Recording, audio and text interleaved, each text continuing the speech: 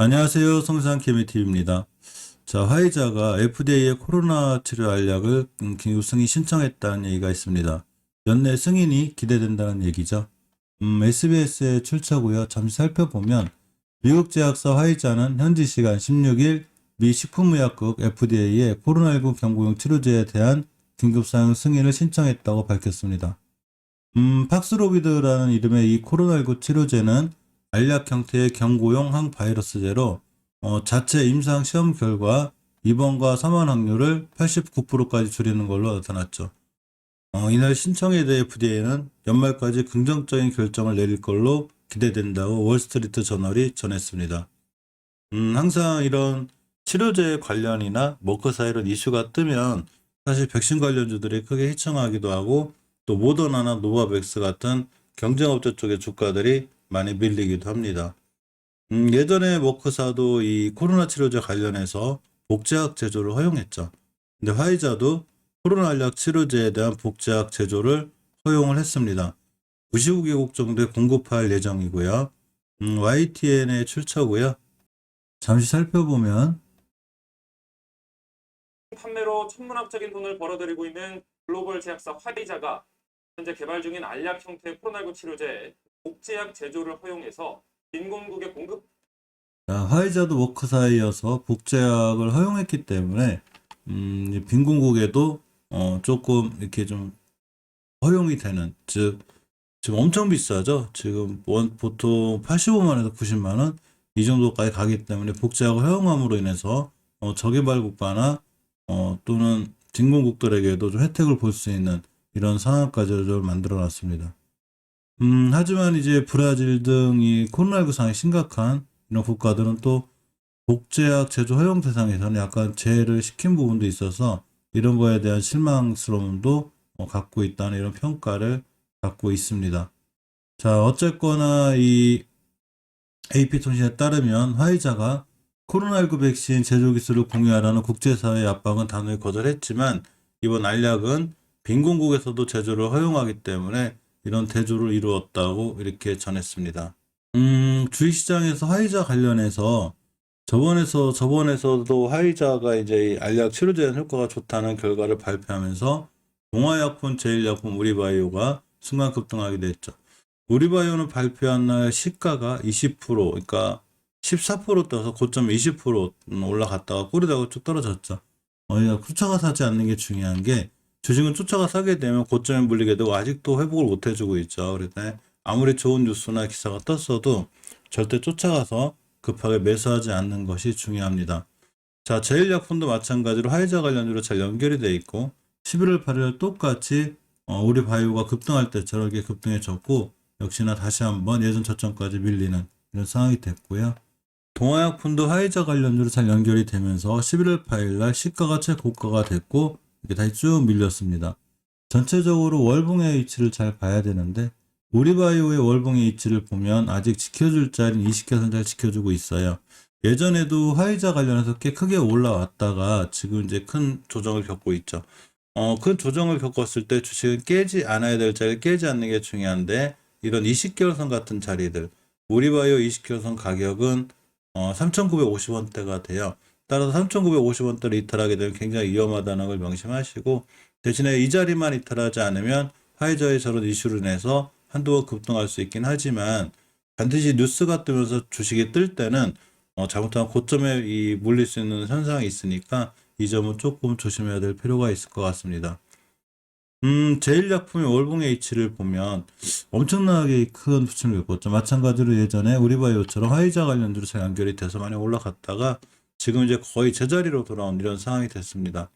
추세는 완벽하게 우상향으로 틀어진 게 아니죠. 아직도 5개월, 5, 6개월째 우하향이 돼 있고 사실 제일약품에만의 문제가 아니고 우리나라 제약바이오 전체들이 많이 무너지고 있기 때문에 이제는 그만 돌아갈 때도 되지 않았나 이렇게 생각해 봅니다.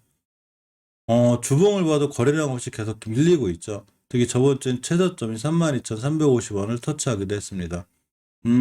화이자 관련해서 만약에 갭을 띄어서 급등할 때 시가가 막 15%, 16% 이런 데서 형성이 된다면 절대 쫓아가지 않는 게 중요하고 항상 매수할 때는 낮은 위치 뜨더라도 이렇게 낮은 위치에서 돌아 나갈 때가 제일 좋기 때문에 만약에 너무 높이 떠서 출발하거나 그러면 뉴스에 반응해서 높이 떠가는 거기 때문에 어느 정도 조심해서 대응할 필요는 있습니다. 물론 월봉의 위치가 낮기 때문에 사실 이렇게 생각하실 수는 있어요. 32,000원까지 예를 들어서 예전에 고점이 거의 11만 원대를 찍었는데 11만 원 주식이 3만 원까지 떨어졌기 때문에 여기서 어디가 더 밀릴 수 있겠냐는 생각을 할 수도 있지만 주식의 바닥은 그 누구도 못 찾죠. 자, 그렇기 때문에 항상 추세 전환이 필요한데 아직은 완벽하게 추세 전환까지 해놓진 않은 상황이에요. 추세 전환을 해놓기 위해선 5주선 돌파 안착이 필요하고 20주선까지 깔끔하게 돌파해주고 돌아 나가야 합니다. 근데 그러질 못하고 있고 일봉에서도 이 21선을 완벽히 장악한 후에 추세를 틀어주어야 되는데 이렇게 되지 못하고 있기 때문에 아직은 추세가 우하향으로 밀려 있죠. 추세가 우하향으로 밀려 있을 때 좋은 뉴스가 떴을 땐 추세는 장기적으로 우하향이기 때문에 반드시 음봉으로 고점에 떨어질 확률이 있어서 굉장히 유의하고 조심해야 되는 게 맞습니다. 자, 동아약품도 마찬가지죠. 월봉에서 보면 예전에 화이자 관련주로 굉장히 잘 올라갔다가 기술적으로 보면 깨지 않아야 될 20개월선을 저번 달에 이탈했고 20개월선 이탈하다 보니까 주식이 크게 무너졌죠. 거의 저점이 13,400원 그때까지 왔고 자, 주봉에서도 일단 추세가 많이 깨져 있는데 이러한 추세를 돌려놓기 위해서 5선 돌파 안착을 반드시 해줘야 되는데 역시 못 해주고 있기 때문에 크게 밀려 있습니다. 아까 말씀드린 대로 추세가 깨져 있을 때 저렇게 뉴스가 떠도 화이자 관련주로 엮여 있어도 역시 시가가 최고점이 될 확률이 높기 때문에 빠른 대응이 필요해 보이고 물론 이런 모든 판단들이 틀려서 시가부터 쭉 가서 상한가에 붙을 수도 있어요. 그건 누구도 모르죠. 그렇기 때문에 모든 투자에 대한 판단, 책임은 본인에게 있습니다.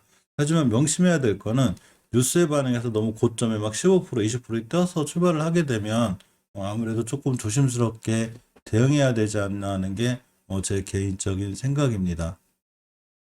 어제 문재인 대통령의 WHO 글로벌 백신 바이오 인력 양성 허브의 유치를 원한다는 이런 유형의 기사가 있어서 살펴보려고 합니다. 이 파이낸셜 뉴스의 출처고요. 문재인 대통령이 16일 세계보건기구 WHO죠. 글로벌 백신 바이오 인력 양성 허브를 유치하겠다는 뜻을 밝혔습니다. 자, 이날 해챗 이 감염병 혁신연합 대표 접견 자리에서 한국은 개도국의 백신 전문 인력 양성에 기여하기 위해 WHO의 글로벌 백신 바이오 인력 양성 허브를 유치하고자 한다고 했습니다. 이 한국의 인력 양성 허브 구상에 대한 이 세피의 관심과 지지를 요청한다고도 전했고, 이에 해체 세피 대표는 한국의 글로벌 백신 허브 계획을 잘 알고 있다고 얘기했고, 한국은 우수한 백신 생산 능력과 우수한 과학기술 인력, 감염병에 대한 깊은 이해, 정부의 적극적 지원 등 백신 관련 글로벌 선도 국가가 될 조건을 두루 갖추고 있다고 화답하기도 하였습니다. 사실 우리나라 제약바이오 업계들이 좀 살아났으면 좋겠는데 금방 말씀드린 화이자나 머크의 알약 치료제에 대한 이슈가 나올 때마다 백신 관련주들이 또 크게 떨어지기도 하고 무너지기도 합니다. 실제로 심하게 조정을 받고 있기도 하죠. 많은 전문가들은 이 백신과 치료제가 같이 병행되어야 된다고 하긴 하지만 사실 mRNA 관련주를 비롯해서 일단 제약바이오주들이 작년에 코로나 사태 이후에 제법 많이 올라왔어요. 5배에서 10배 정도 많이 올라온 종목들이 많기 때문에 어찌 보면 당연히 조정이 들어올 때가 된 이런 상황이기도 합니다.